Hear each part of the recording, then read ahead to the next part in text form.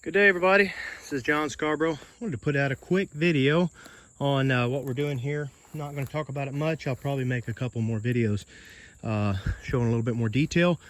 What we're doing today is we're putting out some winter cover crop out here. I would love to do this with a drill. I don't like to disc my property too much. I'm more of a no-till kind of person. That's what we do mostly in our gardens and things like that. But this land, this spot over in here, this whole strip, it goes all the way up and through there.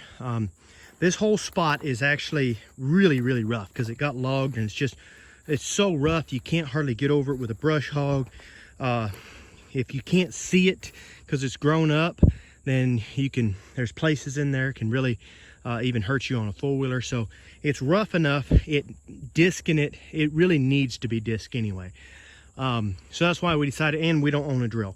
So that's why we decided in some of these areas, we have a few spots on our land that's like that. So we're going to go ahead and disc them up. And since we're discing them anyway, we're going to put some cover crops on there.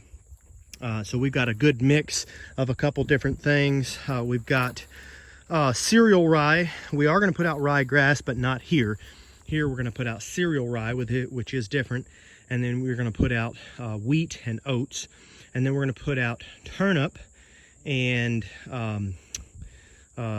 daikon radish. And all of those are really good for your soil health. So, you know, there's a little bit of a caveat being that we are doing a little bit of discing here, but the upside is all the extra soil health that we're going to get.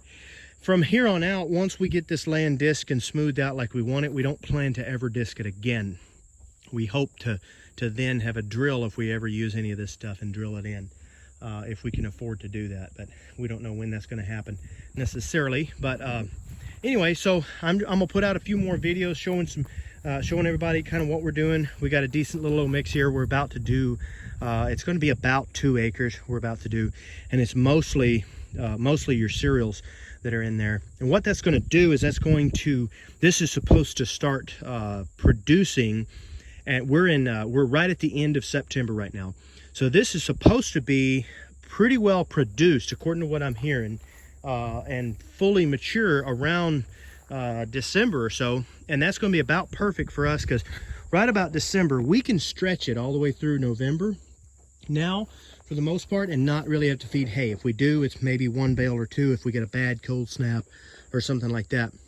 But other than that, for the most part, we're able to get into December. Now we are carrying more cows through the winter than we've ever carried before this time. So we're going to see this may be a very interesting winter for us. Y'all stay tuned for all of that. We're carrying some heifers that we raised, and we're also carrying a lot more steers than normal. So anyway, so that's kind of part of that, but that's kind of what we're hoping to do with this, is maybe be able to continue our grazing season on longer. So y'all stay tuned for all these upcoming videos on this.